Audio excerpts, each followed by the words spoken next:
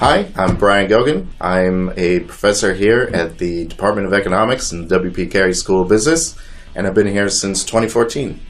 All right, 3 interesting facts about me. The first one, I think, would be that I'm a huge movie fan. Big fan of movies. I watch probably 200 movies a year, pretty evenly split between new releases and old ones.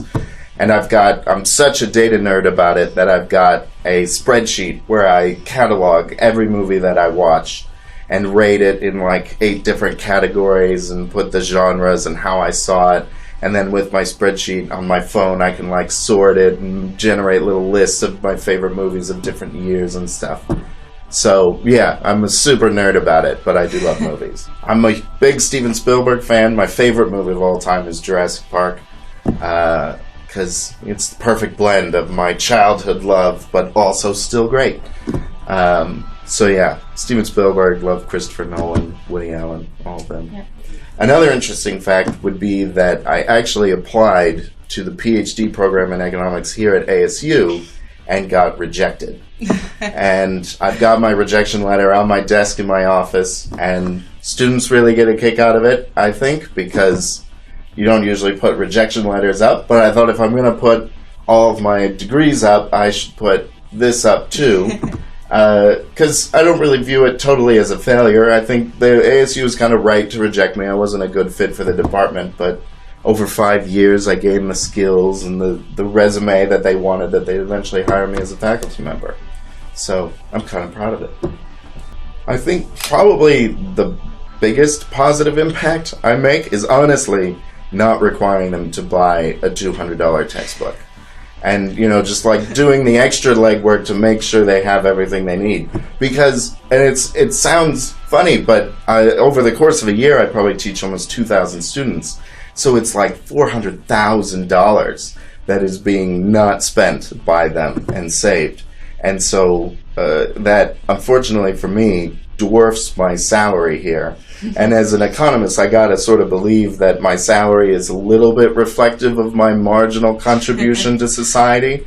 And so just by numbers, I think that one's gotta be in there.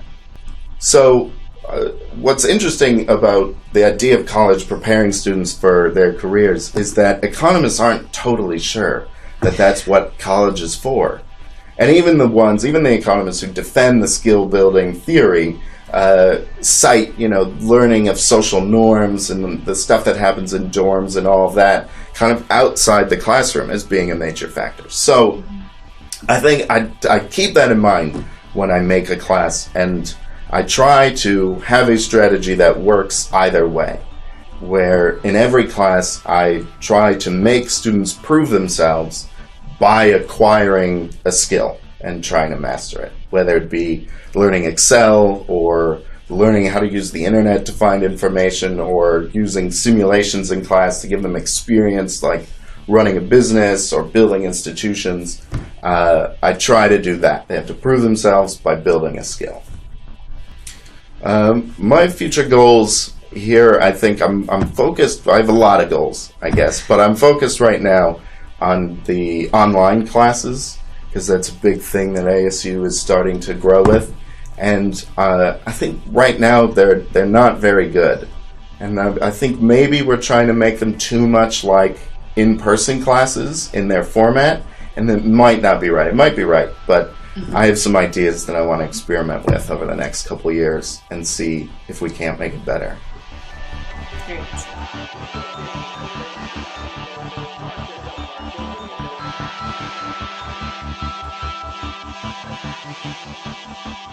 My name is Daniel McIntosh. I work in the marketing department, and I teach in the sports business and sports law courses.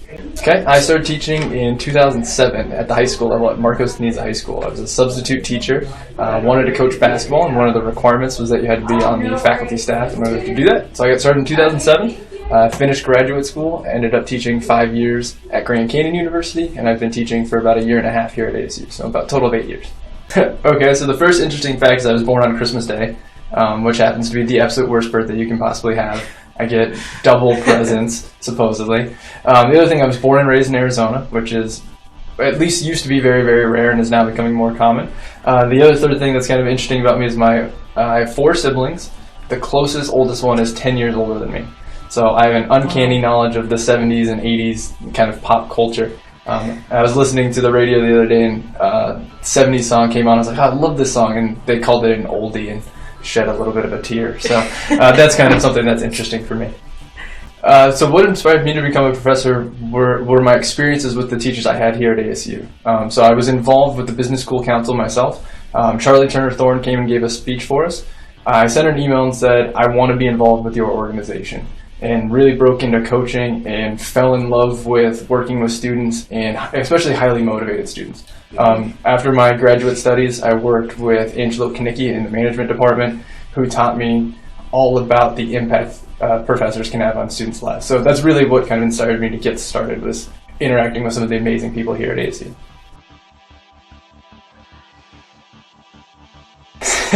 I think the way I make the biggest impact on students is really challenging them to do more than they think they can do. I'm very often referred to as one of the harshest graders they've ever had. But what I think that they appreciate is the immediate, open, and honest feedback. They know that I'm trying to get them to be the best student they can. So I think that is the kind of impact I can have on their lives, at least in the short run.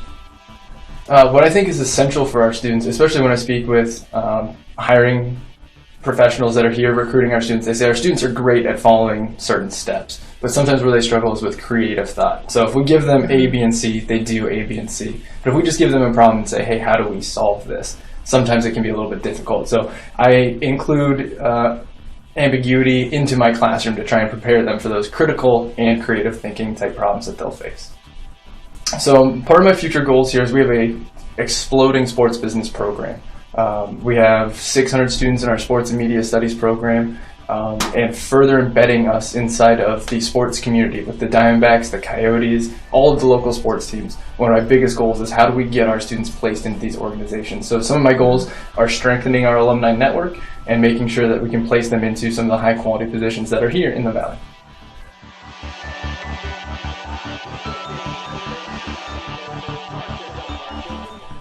Hi, I'm Kirk Kristofferson. I'm an assistant professor of marketing at W Carey School of Business at Arizona State University, and I'm a consumer behavior researcher. I teach competitive marketing strategy in the undergraduate program. So a little bit of background. I did my undergraduate degree in business, and then I went and worked in the corporate world for 8 years. After my corporate experience, and before I went to do my Ph.D., I actually moved to Australia for a year, to Sydney, and I ran a bar. So it sounds a little bit goofy, but it was actually a really, really interesting and good experience for me, because what it taught me was that service industry is a really, really hard industry to understand, and I think the more important thing is that it really taught me how to work. And when you're in downtown Sydney in a really busy place, there are times when you got to just put your nose down and work. And I think that was, I had that skill set coming out, but I think that really kind of solidified it, so that, when you go and do, graduate degrees and get into, the teaching world, you've got a lot to do. And so that really taught me something interesting. So a bit of a different experience you necessarily hear from a professor, but it was one that I look back on and I really enjoyed. I'm an avid traveler, so I've lived in 4 different countries. I've traveled to over 25 countries in multiple capacities, sometimes work, sometimes study, sometimes backpacking, it's just been an amazing experience. And I think that that's something that I find really interesting, and I try and encourage to anyone I talk to, be students, colleagues, whatever, because you learn so incredibly much from it. As I went into the corporate world, and I worked a number of years there, I reflected back on that a lot, and I thought, okay, what do I really want to do? What makes me happy? What drives me? And looking back, and to be able to provide that support to students, right, to help them improve, get better, and be prepared to succeed and achieve whatever goals they want to do, was really, really valuable. And it's something that I wanted to do. And the other side of it is, I really like academic research. I think that it's super interesting to understand how we behave. I mean, there's a huge psychological component to marketing and to consumption. And so to me, it was a really nice combination. And so this mentor ended up being my Ph.D. advisor. And he's now, from teaching me those skill sets and setting me up to go into the working world, he spent 5 more years with me, right? Grooming me and guiding me and really pushing me hard to get better so that I could be the best for my students. And so that's what really inspired me. I mean, I could say there's a number of other reasons, but that's the number one thing. And the way that I describe my job and my experience is, because I mean, we're busy. Like, teaching is really busy. It's wonderful, but it's busy. Research and science, because that's what we do, is stressful and hard, right? You're expanding knowledge. But I wake up every day stressed out but smiling. And I think that that's really what we want to encourage. And what I try and tell my students is that that's the type of role you want. We're great students coming out of our school. We're motivated, right? Mm-hmm. Strong, intelligent, and want to go further. And you have to like what you do. And so that, I try and say, that's what you want. You want to be pushed, you want to be challenged, but you also want to feel good about what you do. I hope I do that in multiple ways. I think the overarching goal that I have and the value that I try and add to students is to prepare them for their world when they get into the working world, right? My future goals as a professor, I would say, are twofold. Number one, from a teaching perspective, I want to make sure that every single student that comes into my classroom leaves in a stronger position to succeed and fulfill their goals. So that's number one from a teaching side. From the research perspective, I want to do impactful, cutting-edge research, and I want to contribute to knowledge, and I want to do everything I can to make ASU and to build, on the already strong reputation that ASU and that WP Carey has in knowledge creation. And what I would say to my students is, from the bottom of my heart, thank you so much for considering me for this award, for this nomination, because truthfully, there's no bigger honor with this. So honestly, thank you to my students so much.